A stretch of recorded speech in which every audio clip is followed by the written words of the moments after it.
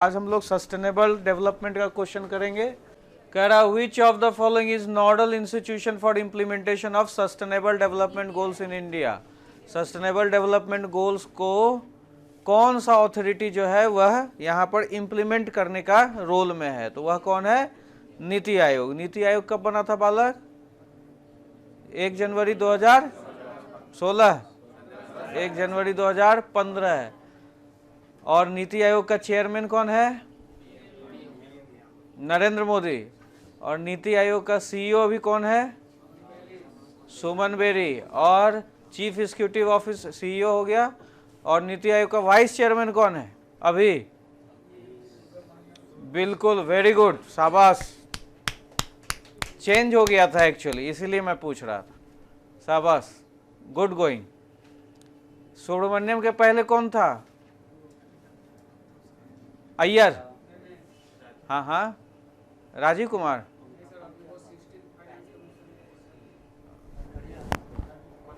नहीं, अरविंद पनगड़िया तो पहला था। ये है वो, नहीं, अमिताभ कांत दूसरा है। अय्यर है कोई तीसरा। अमिताभ कांत दूसरा, सिंधु श्री खुल्लर।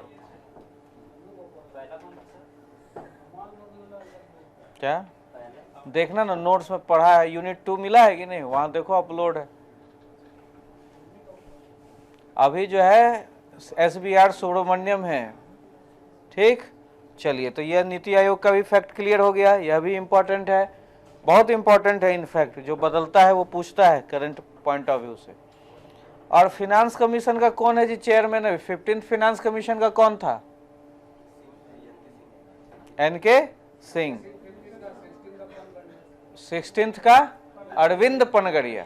ठीक है, 16th का अरविंद पनगड़िया।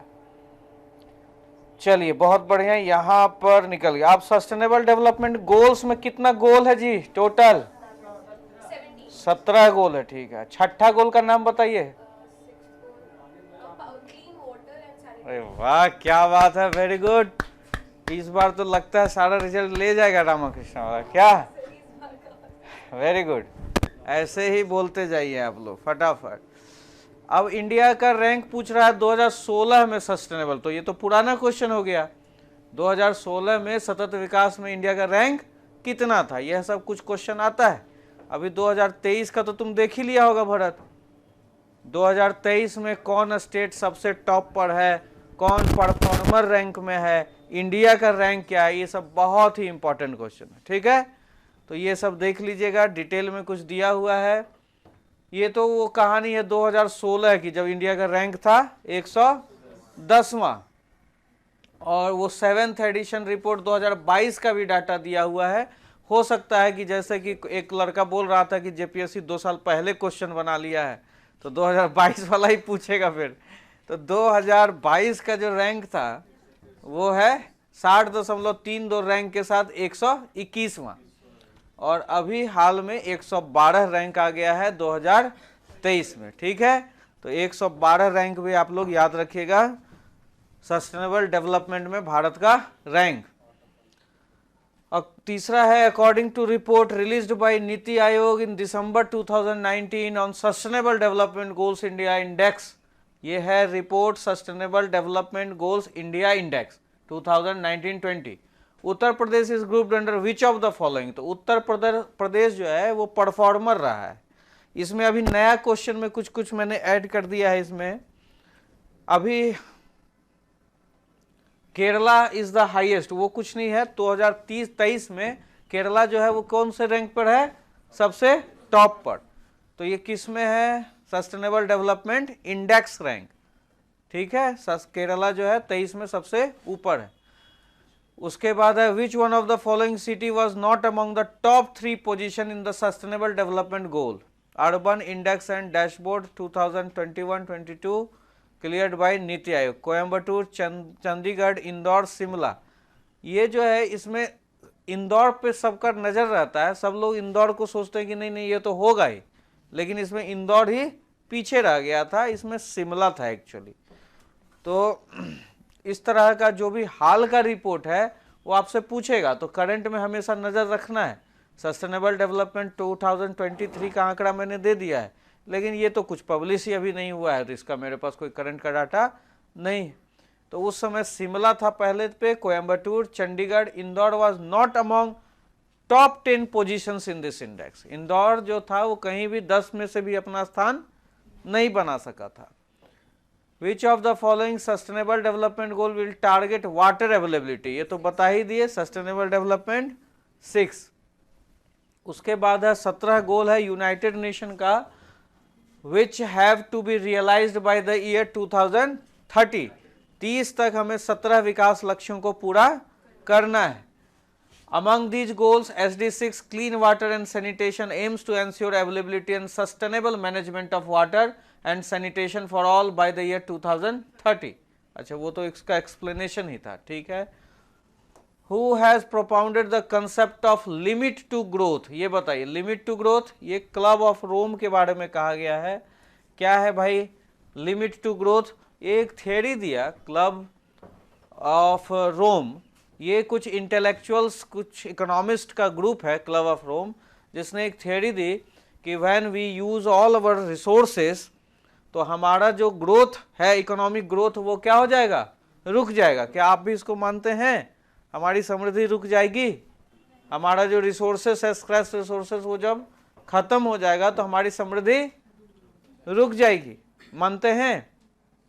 ऐसा एक रिसर्च है और कह रहा है ना कि हम जो ऐसा लेविश लाइफ स्टाइल जी रहे हैं, ये अगले 100 साल तक संभव है। फिर यहाँ पर रिसोर्स, जैसे अभी कोरोना है या बहुत लोग चले गए, उसी तरह कुछ यहाँ रिसोर्स स्कैरसिटी हो जाएगी, अफरा तफरी मचेगी, बहुत लोग इधर उधर हो जाएंगे।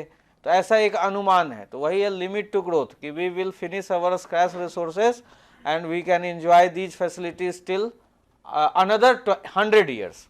तो ये कौन दिया है? तो क्लब ऑफ रोम। इसके ऊपर बहुत सारा डिबेट है, होगा नहीं होगा। पहले भी तो कह रहा था 2012 में दुनिया खत्म हो जाएगी, कह रहा था ना। बताइए, वो इतना उस समय शादी नहीं हुआ था हमारा जी, बड़ा चिंता में थे कि बताइए गर्लफ्रेंड बनाए और शादी भी नहीं होगा, 12 में दुनिया खत्म हो जाएगी। फिर शादी हुआ, बच्चा हुआ, दुनिया वही है। नहीं, 11वां बार प्यार किए तब जाके शादी हुआ। 10 बार प्यार मेरा फेल हुआ है, ठीक है। कोशिश करते रहो, कुछ नहीं करना है इसमें। Limit to growth. चलिए देखिए क्या लिखा। In April 1968 30 people of 10 countries, तो कौन कौन था? तो एजुकेटर, इकोनॉमिस्ट, ह्यूमनिस्ट, इंडस्ट्रियलिस्ट, ये सब मिलके ये इकट्ठा हुए रोम में और क्लब ऑफ रोम बनाए। और इन्होंने एक इनफॉर्मल ऑर्गेनाइजेशन, ये सब अगर एमसीक्यू दे के दे सकता है कि this is a formal organisation, आप देखिएगा यूपीएससी का कुछ क्वेश्चन में इस तरह से स्टेटमेंट पूछा हुआ। इनफॉर्मल ऑर्गेनाइजेशन है, यह एक अनौपचारिक संस्था है, कोई इसका वैलिडिटी नहीं है। Propounded by club of Rome, the limits to growth report was published in 1972 and its computer stimulation suggested that economic growth could not continue indefinitely because of resource depletion। यह आर्थिक समृद्धि हमेशा के लिए अनवरत रूप से यह चल नहीं सकती, क्योंकि हमारा रिसोर्स क्या है, स्क्रैच है, यह खत्म हो जाएगा। ठीक है, क्या कहता है आपका दिमाग, क्या खत्म हो जाएगा? क्यों नहीं होगा? अब देखिए हम लोग रिप्लेस कर रहे हैं, फॉसिल फ्यूल्स का अल्टरनेटिव बना रहे हैं। उसी तरह आज पैंट शर्ट पहनते हैं, कल पीपल का पत्ता भी पहन लेंगे। पीपल का पत्ता में तो दिख जाएगा केला का पत्ता। क्या गुड्डू जी? सब संभव है, ह्यूमन के आगे सब संभव है। According to Meadows 1972, if the present trends in world population, industrialization, pollution, food production and resource depletion continue, इस तरह का और भी रिसर्च है, तो यही वाला है कि 100 ईयर्स में हमारा क्या हो जाएगा, सारा कुछ खत्म हो जाएगा। इसने एक एक्चुअली एक ऑथर है जिसने एक बुक लिखा था, Donella Meadows, one of the authors of the book Limits to Growth. तो उसके अनुसार से 100 साल में हमारा सारा खत्म हो जाएगा। एक है the environmental Kuznets curve, shows the relationship between per capita GDP and environmental. तो पहले तो यह इंपॉर्टेंट है कि कुजनेट कर्व किसके किसके बीच में रिलेशन दिखाता है? तो जीडीपी और environmental loss. What is the shape of environmental Kuznets curve? Shape होता है inverted U shape, inverted V shape, inverted L shape, inverted U shape. क्या होता है इन्वर्टेड यू शेप? तो ये पर कैपिटा जीडीपी और इन्वायरमेंटल लॉस का graph है, जिसमें कहता है कि जब भी आप इकोनॉमिक ग्रोथ को पाना चाह रहे हैं, पाने की कोशिश कर रहे हैं, इस तरह से आपका इन्वायरमेंटल लॉस ज्यादा होगा। इन्वायरमेंटल लॉस क्या होगा? ज्यादा होगा। फिर एक समय आप ऐसा आ जाता है कि धीरे धीरे आपकी इकोनॉमिक कैपेबिलिटी इतनी बन जाती है कि आप उस इन्वायरमेंटल डैमेज को मेंटेन करने लगते हैं। फिर धीरे धीरे आपका इन्वायरमेंटल कॉस्ट जो है वह कम हो जाता है। तो कुजनेट्स कर्व यही कहता है। कुजनेट्स, इन्वर्टेड कुजनेट्स कर्व क्या कह रहा है? ये कुजनेट्स इकोनॉमिक्स है, इसने कहा है कि जब अर्थव्यवस्था की आर्थिक स्थिति उन्नत हो जाती है तो वह इन्वायरमेंटल डैमेज को बाद में क्या करता है? मैनेज कर लेता है। मैनेज, ठीक है। इन्वायरमेंटल कुजनेट कर्व्स हो गया।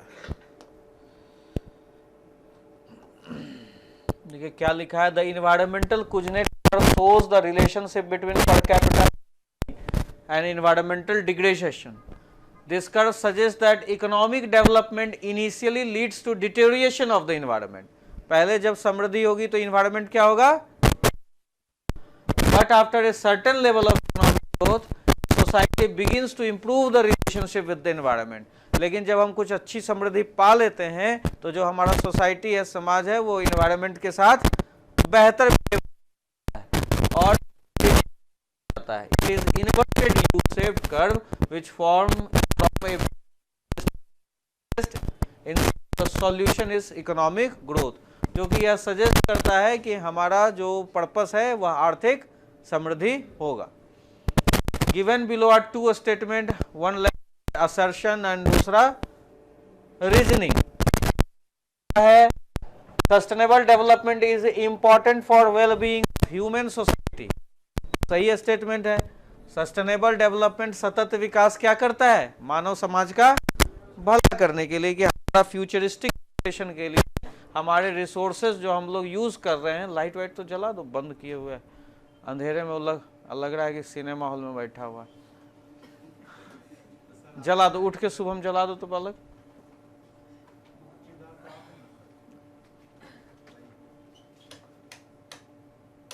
सब स्विच ऑन कर दो तुम. हाँ, पंखा उनका भी ऑन कर दो, गर्मी लग रहा होगा. Sustainable development is improvement for well being of human being.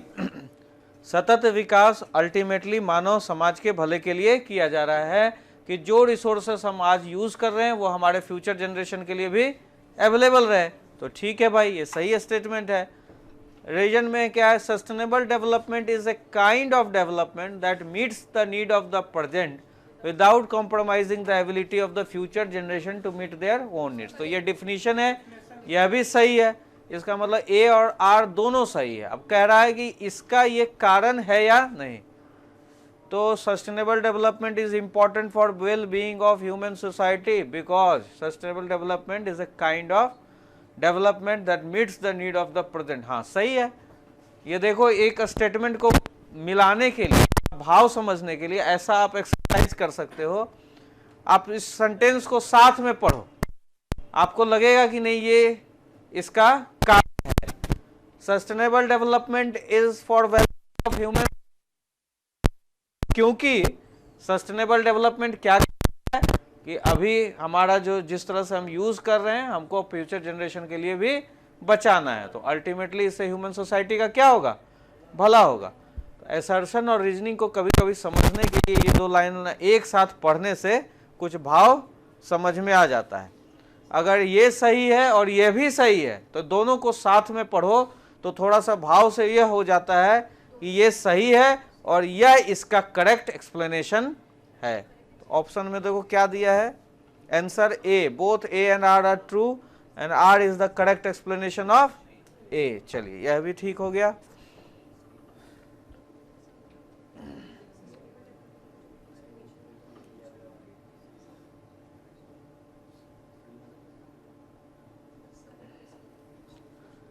saving energy and other resources for the future without sacrificing people's comfort in present is the definition of sustainable.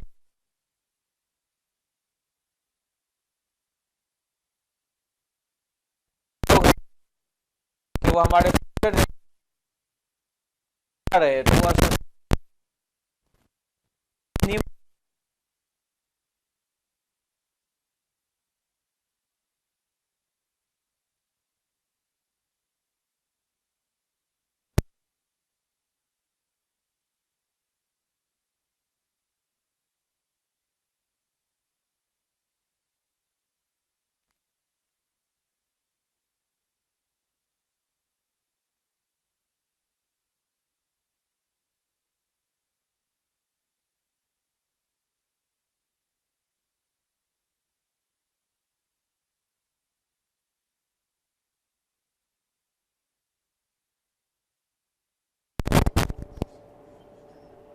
Sustainable tourism का मतलब आप गए पारसनाथ घूमने, वहां बोतल फेंक दिए, चौप कचरा, चले आए वापस, तो फिर दूसरा लोग जाएगा तो सस्टेनेबल टूरिज्म का मतलब यह नहीं कि आप जा रहे हैं फेसबुक पे फोटो लगा रहे हैं, गुड्डू जी भी चले गए, 5 लोग और चला गया, तो नंबर से हमें मतलब नहीं है।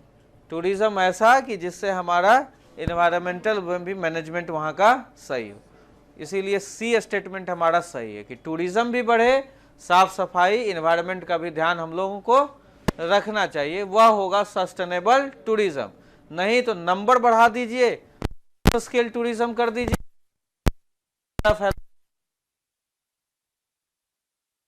धीरे धीरे धीरे वहां कोई जाना।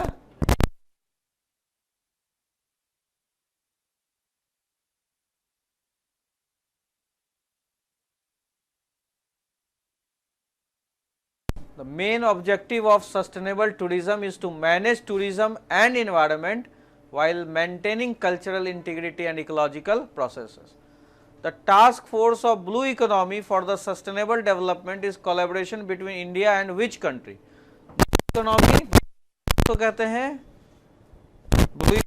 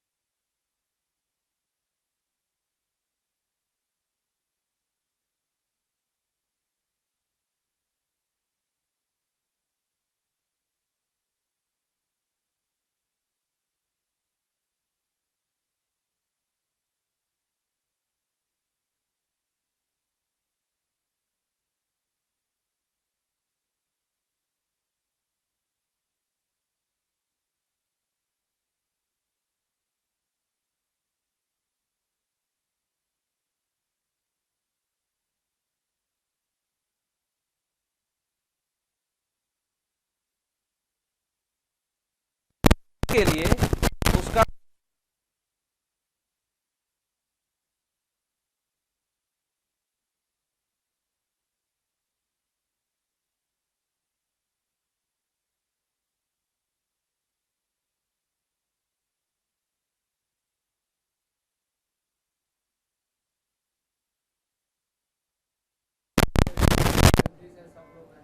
सभी लोग अगर आपस में प्रेम सामंजस्य रहेगा तो पूरा समाज जो होगा वह क्या होगा, तरक्की करेगा। अगर आप में कास्ट वायलेंस है, रिलीजन के नाम पर वायलेंस है और इस तरह से मतभेद है, तो वो चीजें आपके लिए सही नहीं रहेगी, आपके देश के लिए वो नुकसान करेगा। तो सोशल कैपिटल को भी हमें बनाकर रखना है, उसमें कल्चर भी आता है। तो ऑप्शन दिया है the proportion of literates in the population, आपके जनसंख्या में पढ़े लिखे लोग। फिर दिया था stock of its buildings other infrastructure and machines, building और जो भी आपका आधारभूत संरचना है, मशीन है वो। फिर दिया है the size of population in the working age group, जो आपका कामगार बल है उसमें काम करने वाले, साइज ऑफ द पॉपुलेशन, कामगार बल जो आपके जनसंख्या में है। The level of mutual trust and harmony in the society, तो आपका आंसर होगा D, the level of mutual and harmony in the society. ठीक है,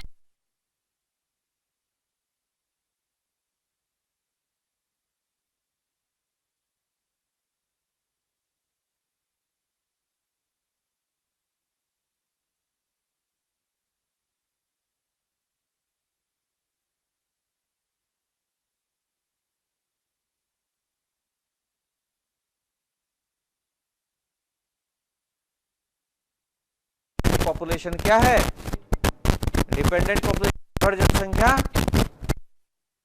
मतलब ज्यादा हो जाएगा हमारा डिपेंडेंट पॉपुलेशन अगर हम लोग इस पे ध्यान देंगे। और इसी के अगर सामाजिक तानाशाही सही, तो लोग तो एक दूसरे का लेग पुलिंग करेंगे, तो हमारा देश आगे नहीं बढ़ पाएगा। इसीलिए human capital along with social capital backbone माना जा रहा है अभी किसी भी इकोनॉमी का, human capital and social capital. बाकी रिसोर्सेस तो सबके पास है, कुछ लोगों ने विदाउट रिसोर्स आगे बढ़कर दिखा दिया, सिर्फ किस तरह से, ह्यूमन कैपिटल और सोशल कैपिटल के बदौलत। जाओ जापान से लड़ाई करो, कुछ नहीं कहेगा तुमको, वहां पर ह्यूमन कैपिटल और सोशल कैपिटल ही तो है, जापान आगे बढ़ रहा है। तो जिसके पास संसाधन नहीं है वह भी आगे बढ़ गया ह्यूमन कैपिटल की वजह से। तो यह एक लाइन कंक्लूजन में, कहीं भी इंट्रोडक्शन में, आपको मेंस वगैरह में भी काम देगा। ह्यूमन कैपिटल और social capital backbone of any economy. भारतीय देश की अर्थव्यवस्था के बारे में लिख रहे हैं, लिख दीजिए लास्ट में कंक्लूजन कि हमें मानव पूंजी और सामाजिक पूंजी पर ध्यान देना चाहिए। कोई नहीं, ठीक है, चलिए आगे बढ़िए। समझ रही है सोनी, सामाजिक पूंजी चाहिए या नहीं चाहिए? देखो क्या लिख रहा है, social capital comprises the value of social relationship and networks that complement the capital for economic growth of any country. क्या है यह सामाजिक relationship, social relationship, the value of social relationship and network, जो तुम्हारे इकोनॉमिक ग्रोथ को क्या करता है, पूरक का काम करता है। अगर ये है, समरसता है, बिजनेस फ्रेंडली माहौल है, तो आपका देश और अर्थव्यवस्था और आगे बढ़ेगा। तो कंप्लीमेंट करता है यह इकोनॉमिक ग्रोथ को। Social capital involves the effective functioning of social groups through interpersonal relationship, a shared sense of identity, a shared understanding, shared norms, shared values, trust, cooperation. और इंडिया के बारे में ऐसा कहा जाता है कि India is a land of idea, और हम लोग एक शेयर्ड हिस्ट्री साझा करते हैं। हम लोग एक, we are sons of Manu, बोले या नहीं बोले, हम लोग मनु की संतान है। We are carrying the legacy of Harappa, 5000 age old civilisation. एक साझा हिस्ट्री है हमारा, मुगल भी है तो मेरा साझा हिस्ट्री है, कितने राजा आए, कितने गए, आए और गए, लेकिन वही विलेज, वही गांव, वही शहर हमारा इंटैक्ट है। ठीक है, तो हम लोगों का हिस्ट्री जो है वो बहुत पराक्रमी है, बहुत समृद्ध है। हम लोगों का आइडिया लंबे समय से एक तरह का रहा है, वसुधैव कुटुंबकम। तो इस तरह का जहां सोशल रिलेशनशिप है वह आपके आर्थिक अर्थव्यवस्था को आधार देने का काम करता है। Thus, in the context of any country, it is the level of mutual trust and harmony in the society. Mutual trust और हार्मोनी रहेगा तो आपका इकोनॉमी बढ़ेगा। ये बहुत बढ़िया पैराग्राफ है, मेंस में आप यूज कर सकते हैं। इसीलिए कहते हैं कि पीटी और मेंस को हम लोग अलग नहीं कर सकते। आप एमसीक्यू बना रहे हैं, उससे भी मेंस का कंटेंट मिल रहा है। इवन कि इंटरव्यू में ऐसी बड़ी बातें बोल सकते हैं आप। आपको पूछेगा आपको क्या लगता है कि झारखंड आगे बढ़ना चाहिए, तो आप बोल दीजिए ना उसमें जानते हैं, तो कहिए कि सर यहाँ पर ह्यूमन कैपिटल बढ़ाना चाहिए, तो और एक भारी वर्ड दे दीजिए, सोशल कैपिटल। तो वो जरूर आपसे पूछेगा कि सोशल कैपिटल, तो आप तो तैयारी करके गए हैं, तो सोशल कैपिटल को फिर एलाबोरेट कर दीजिए। तो 2-3 क्वेश्चन क्या हो गया, आपके मन के मुताबिक हो गया। तो this exam preparation, JPSC preparation और UPSC preparation is as integral process. You can't separate prelims, mains and interview, क्योंकि वही प्रीलिम्स वहां मेंस में आज लोगों को एज दे रहा है। तो इस तरह से आप सीखिए इसको, ठीक है।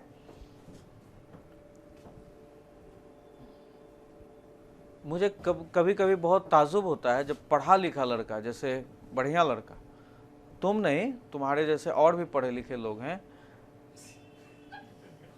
नहीं तुमको नहीं बोल रहा हूँ, मतलब मुझे धनबाद में एक इंटरेक्शन हुआ और बहुत पढ़ा लिखा इंसान पत्नी के लिए आया था तैयारी करवाने, तो कहता है कि पहले पीटी निकलेगा तब ना सर मेंस लेंगे। हम समझ गए कि अब तुम्हारा पीटी तो हो जाता है कभी कभी, मतलब लोग नहीं समझते हैं इस चीज़ को। एक इंटीग्रेटेड प्रिपरेशन आपको करना चाहिए, ठीक है। पुष्पा समझ रही हो, समझ रही हो? अभी समझोगी, अभी बच्ची हो, धीरे धीरे समझ में आएगा। Consider the following statement. Human capital formation as a concept is better explained in terms of process which enables human capital के बारे में जानना चाह रहा है इन सारे स्टेटमेंट में। तो individuals of a country to accumulate more capital, ये है ह्यूमन कैपिटल का मतलब, कि आप लोग सभी लोग पूंजी जमा करें। अरे यार ये तो मजाक उड़ा दिया, ये तो बताइए, तो बर्बाद कर देगा देश को ऐसा human capital. Increasing the knowledge, skills levels and capacities of the people of the country, तो ये सही है, ये होना चाहिए। Accumulation of tangible wealth, tangible का मतलब जो नष्ट हो जाता है, जिसपे हम लोग जैसा लोग बिलीव नहीं करता है, सब मोह माया है। तो टेंजिबल वेल्थ के लिए कौन जान देगा, तो यह भी गलत हो जाएगा, यह भी गलत हो जाएगा। Accumulation of intangible wealth, intangible wealth 72, 75, 78 के उम्र में भी मुझसे इकोनॉमिक्स पूछोगे तो टूटी फूटी, मतलब अगर जिंदा रह गए तो टूटी फूटी लड़खड़ाती भाषा में कुछ ना कुछ तो इकोनॉमिक्स का ज्ञान दे ही देंगे, दे देंगे या नहीं। और मेरे पास जो पैसा रहेगा वो रहेगा नहीं रहेगा, पैसा तो बाल बच्चा इधर उधर सब खत्म हो जाएगा। तो ह्यूमन कैपिटल का मतलब क्या है, जो तुमने एक्वायर्ड किया स्किल, वो जो तुमने एक्वायर्ड किया नॉलेज, वो है तुम्हारा मानव पूंजी। तो इसमें स्टेटमेंट सही होगा आपका 2 और 4। समझ गया मानव पूंजी क्या है? तो चलो बोलो क्या है मानव पूंजी।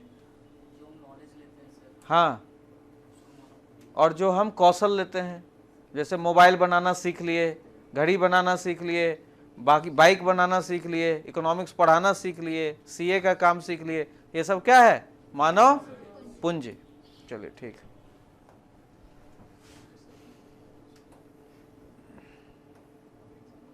ह्यूमन कैपिटल ये तो हो गया ना, ह्यूमन कैपिटल फॉर्मेशन। हाँ ठीक। Skill development programme enhances, skill development programme से क्या होता है, human capital, physical capital, working capital, fixed capital. तो ह्यूमन कैपिटल, स्किल डेवलपमेंट से हमारा ह्यूमन कैपिटल, इसमें सारा डाटा वाटा दे दिया है, कितना मिलियन स्किल दे रही है सरकार।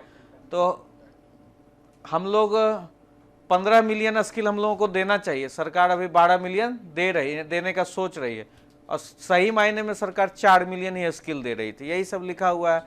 क्या हम लोगों ने टारगेट किया है 2030 तक, क्या किया, इसके लिए क्या क्या कर रहे हैं। तो प्रधानमंत्री कौशल विकास योजना है, एक स्कीम है हमारे लिए पास, ministry of skill development and entrepreneurship इसको लॉन्च करा, ये बहुत इंपॉर्टेंट है।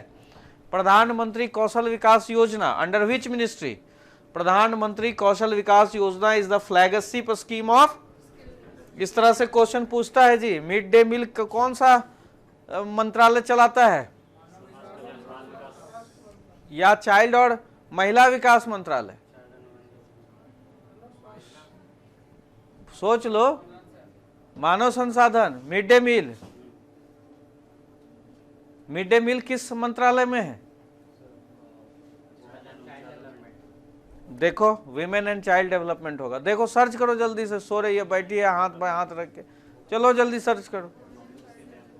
Mid day meal scheme run by which ministry? ये सब बहुत पॉपुलर क्वेश्चन है, बहुत बार आया हुआ है। चाइल्ड एंड वीमेन डेवलपमेंट, और पहला ऑप्शन रहता है शशि भैया ह्यूमन डेवलपमेंट मिनिस्ट्री, उसी में बर्बाद हो जाता है। शशि देखो खोजो क्या मिला, वीमेन चाइल्ड डेवलपमेंट है ना, सर्च किए। एक पीछे जो लड़का बैठा उसका क्या नाम है? पंकज। अरे यार इसको कैसे भूल जाते हैं, तो जीएसटी इंस्पेक्टर का भाई है कि नहीं। और रितिका का नाम भूल गए, याद है? मुकेश, और तुम्हारा? अरुण। तुम्हारा नाम रूपा है कि माया? रूपा। तुम्हारा नाम हम भूल गए, याद करने तो रुक जाओ आराम से। इसका नाम क्या है? आराम से आराम से। रूबी, रूबी मंडल, मुंडा, रूबी मुंडा। तुम्हारा नाम है राम लखन, क्या नाम है? मंटू। हाँ ठीक, हाँ हाँ ठीक ठीक ठीक। देखो दोनों का भाई चेहरा, भाई है क्या जी? चेहरा मिल रहा है। ये फिर देखिए प्रधानमंत्री, इस तरह का क्वेश्चन आता है, प्रधानमंत्री कौशल विकास योजना किसका है? तो ministry of skill development and entrepreneurship. उसी तरह वो क्वेश्चन बहुत बार आया है, मिड डे मील कौन सा मंत्रालय चलाता है? इस तरह से एमसीक्यू बनाते रहिए।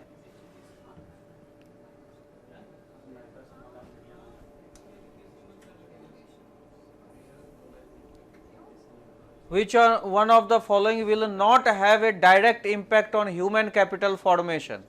किसका मानव पूंजी निर्माण पर फर्क नहीं पड़ेगा? शिक्षा का पड़ेगा? कैसे कैसे पड़ेगा? मान लो हम पढ़ा रहे हैं, तुम पढ़ोगे ही नहीं तो कैसे पढ़ेगा? पढ़ना पड़ेगा ना उसके लिए। तो ये ऐसा एक्स्ट्रा मत सोचना, तुम सोचना कि हम पढ़ने का पड़ता है, क्योंकि पढ़ने वाला जो नहीं लड़का रहेगा वो कंफ्यूज करेगा कि यार हम तो बचपने से पढ़े थे, कोई फड़के नहीं पड़े, कभी आज तक कोई पीटी नहीं निकल ले, तो क्या फर्क पड़ते? क्या तो पढ़ते? ह्यूमन एजुकेशन का फर्क पड़ेगा भाई? नहीं पड़ेगा। अरे यार कंफ्यूज कर गया सब। एजुकेशन का फर्क पड़ेगा ना, भले आप नहीं पढ़ते हो लेकिन पड़ेगा। मेडिकल केयर पड़ेगा, ट्रेनिंग पड़ेगा, इरिगेशन सिंचाई नहीं पड़ेगा। तो डी आपका सही जवाब। Increasing investment in human capital leads to, अगर मानव पूंजी में हम निवेश करते हैं तो क्या बढ़ेगा? प्रॉपर यूज ऑफ रिसोर्सेस होगा। मानव पूंजी रहेगी तो हम अपने संसाधनों का अधिकतम प्रयोग कर पाएंगे। इंक्रीज इन प्रोडक्टिविटी, बढ़िया बात है, यह भी होगा। Skill development, increasing investment in human capital, हाँ होगा, स्किल डेवलपमेंट भी होगा। तो आपका सारा, ऐसा क्वेश्चन में भी गलती कर देता है लोग, उसी तरह से दिमाग। हाँ क्या दे रहा है?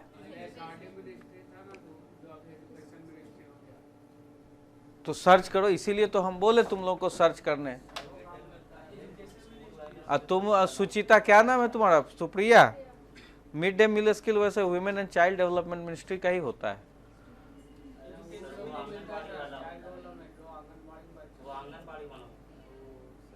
Mid day meal scheme is run by which department?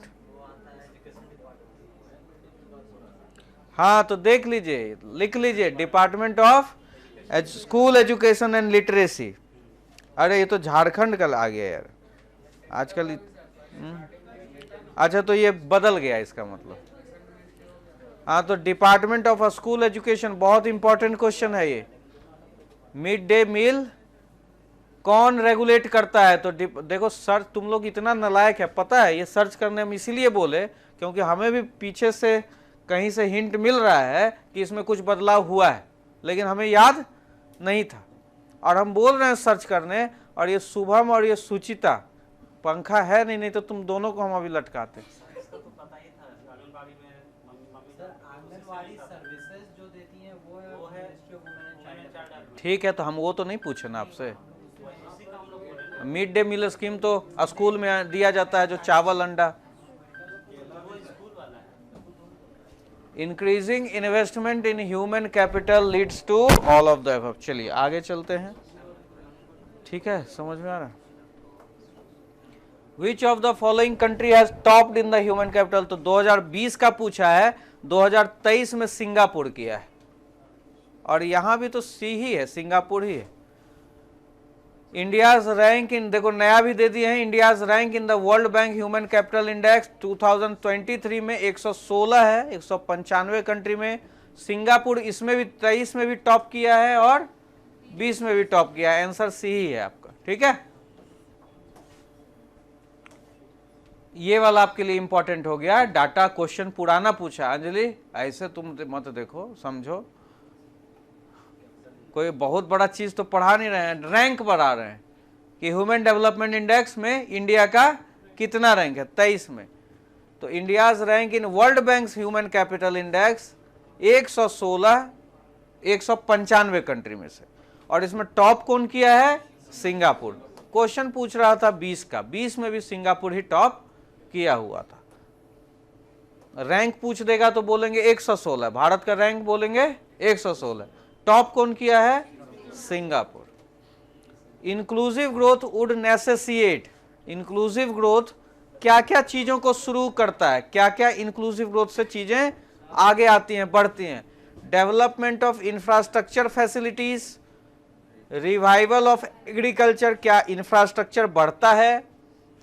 Inclusive growth होता क्या है ये बताओ। सभी क्षेत्रों का विकास, equal access of every opportunity, equal opportunity to all, ऐसा आप बोल सकते हैं, सभी को समान अवसर। तो अगर इंफ्रास्ट्रक्चर बढ़ेगा तो लोगों को नौकरी तो मिलेगी, जिन लोगों को नहीं भी मिला है हो सकता है उस इंफ्रास्ट्रक्चर में लोगों को नौकरी मिल जाए, तो यह होगा, ठीक है। इक्वल अपॉर्चुनिटी टू ऑल, ध्यान दीजिएगा, जो पंक्ति में लास्ट में भी खड़ा है उसको भी हमें आगे लाकर स्कीम से जोड़ना है। तो हाँ, सबका साथ सबका विकास, इंक्लूसिव ग्रोथ का ही कंसेप्ट, ठीक है। रिवाइवल ऑफ एग्रीकल्चर, एग्रीकल्चर में तो ये कहा जाता है कि अगर एग्रीकल्चर में 1% ग्रोथ हो जाए तो 2 से 3% की समृद्धि आ जाएगी। मतलब 2 से 3% लोग गरीबी रेखा से, 2-3% की समृद्धि का मतलब बहुत सारे लोग गरीबी रेखा से बाहर। 1% ग्रोथ कहाँ, एग्रीकल्चर। इंडस्ट्री में 8 है तो 10 हो जाएगा, बहुत ज्यादा फर्क नहीं पड़ेगा। क्यों नहीं फर्क पड़ेगा, क्योंकि उसका जो डिस्ट्रीब्यूशन होगा वो कुछ ही लोगों में होगा, जो लोग इंडस्ट्री में लगे हुए हैं। एग्रीकल्चर में 1% ग्रोथ का मतलब that distribution will take place more than 60% of population, तो बहुत लोग गरीबी से बाहर निकल सकते हैं। यह डाटा है, 1% growth in agriculture will reduce poverty by 2-3%, ठीक है। तो एग्रीकल्चर का अगर हम लोग कुछ कल्याण करते हैं तो समावेशी विकास के लिए ही हम लोग काम कर रहे हैं, ऐसा माना जाता है। Increased availability of social services such as education and health, तो एजुकेशन भी मिल रहा है, हेल्थ भी मिल रहा है, तो ये हमारे लिए समावेशन हो रहा है, इंक्लूसिव ग्रोथ हो रहा है। Inclusive growth is not expected to increase from which one of the following, किस ऑप्शन में इंक्लूसिव ग्रोथ बढ़ता हुआ नहीं दिख रहा है। High growth rate of national income, rural development, agriculture development, adequate credit to farmers, इसमें ए होगा ऑप्शन। क्यों, क्योंकि ग्रामीण का विकास होगा तो समावेशी विकास होगा, एग्रीकल्चर का विकास होगा, समावेशी विकास होगा। फार्मर को, किसान को क्रेडिट दीजिएगा, वो बकरी खरीद लेगा, कुछ बीज खरीद लेगा, उसका भी समावेशी विकास होगा। लेकिन ग्रोथ ऑफ नेशनल इनकम, अगर नेशनल इनकम बढ़ रहा है तो इससे सबका भला हो जाएगा, ये कहीं बात से कोई बात सही नहीं है। वैसे भी हमारे देश में ये कहता है कि लॉन्ग टर्म में अगर नेशनल इनकम बढ़ते रहता है तो ट्रिकल डाउन थ्योरी होती है। अगर आपकी समृद्धि बढ़ रही है तो सबका विकास लॉन्ग रन में होगा, ऐसा कहा जाता है। लेकिन उसमें समावेशी विकास नहीं, कुछ ना कुछ ऐसे व्यक्ति होंगे जो छूट जाएंगे, जैसे दिव्यांग छूट जाएंगे। नेशनल इनकम बढ़ रहा है लेकिन दिव्यांग अगर उसका पार्ट नहीं है ग्रोथ का तो वो पीछे रह जाएगा।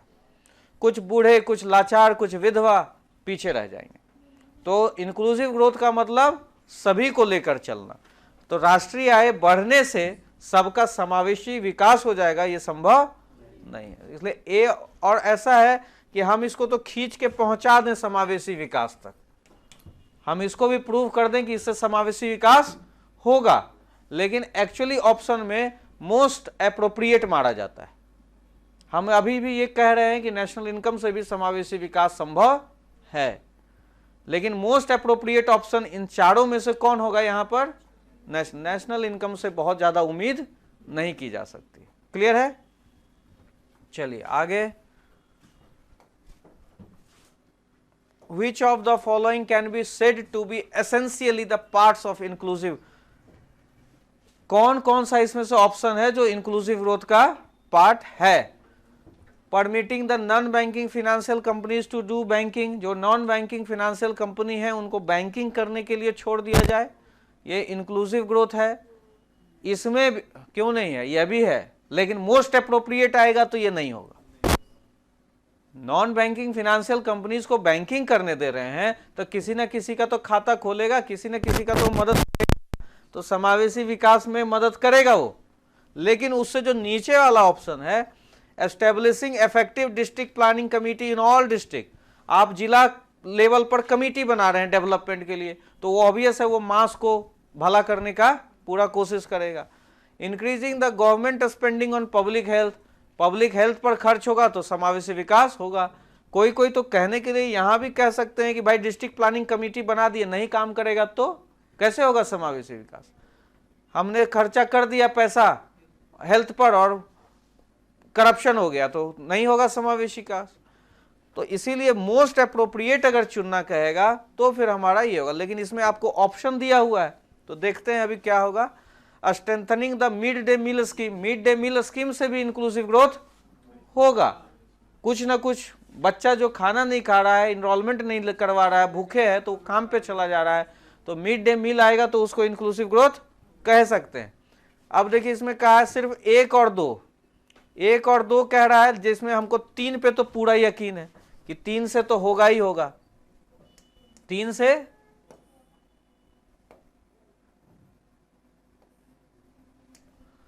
हमें 3 पे तो पूरा स्कीम पूरा कंफर्म है ना कि 3, कोई डाउट है कि 3 नहीं होगा? हेल्थ पे खर्च करेंगे तो समावेशी विकास होगा कि नहीं? इसमें देखो कि किसमें 3 नहीं है, इसका मतलब ए ऑप्शन तो ऐसे ही चला गया, आपका चला गया ना। अब यहां देखिए इसमें 3 और 4 लिखा है ना, और एक में लिखा है 2 3 4, और इसमें लिखा है 1 2 3 और 4। अब हम लोग देखते हैं इसको एलिमिनेट करने के लिए। मैं सोच रहा हूं कि कैसे आप एलिमिनेट करें।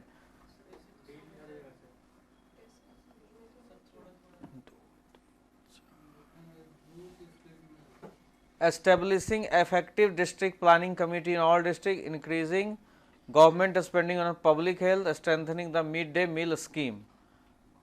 अगर हम अब यह हमें लेकिन कहना पड़ेगा, डिसीजन इसमें लेना पड़ेगा, क्योंकि देखो इसमें 1 नहीं है, इसमें भी 1 नहीं है। इसका मतलब कि इसमें 1 है। अगर ये हम सही मानते हैं तो ये दोनों तो हमारा गलत है। अगर हम डी चुनते हैं तो ये दोनों हमारा क्या है? गलत है। एमसीक्यू बनाते समय देखिए कि अच्छा है, यूनिक कौन है? तो डी, जिसमें कि 1 वाला ऑप्शन है। तो अब हमें फोकस करने का जरूरत है किस पर?